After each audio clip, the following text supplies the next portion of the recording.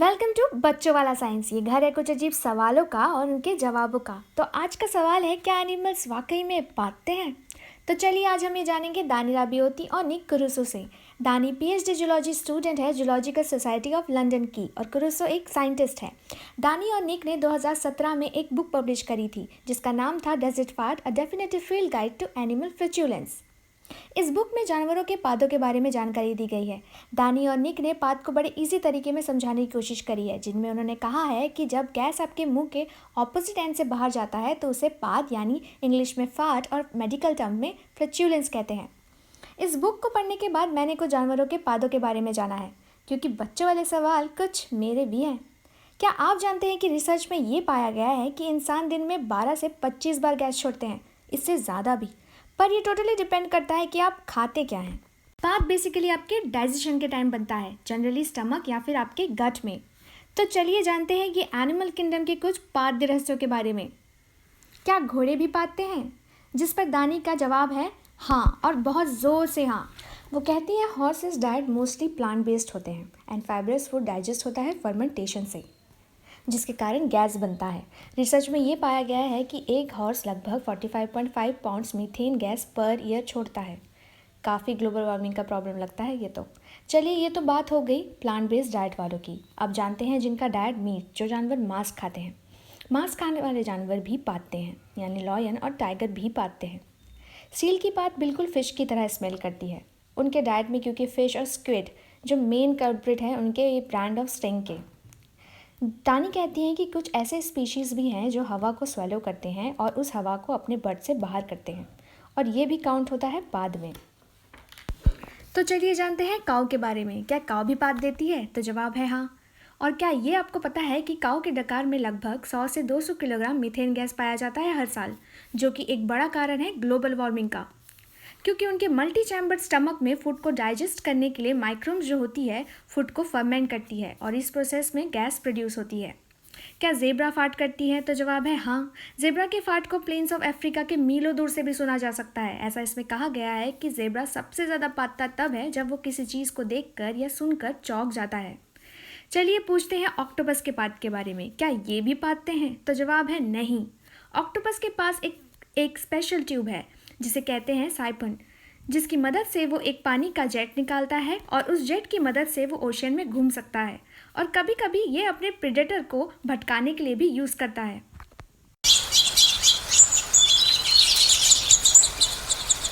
तो प्यारे से बर्ड से बिल्कुल भी पूछने का मन नहीं कर रहा है कि क्या भाई तुम भी पादते हो?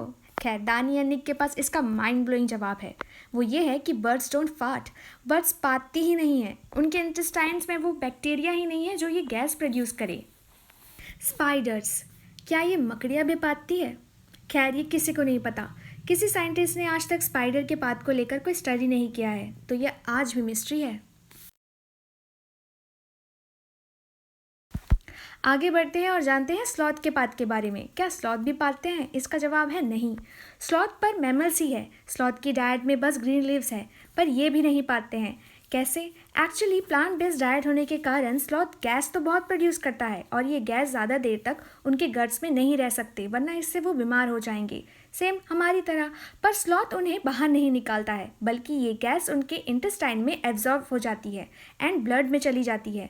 ये गैस फेफड़ों से बाहर निकाल दिया जाता है। मतलब ये स्लॉथ अपने पाद से सांस लेती है।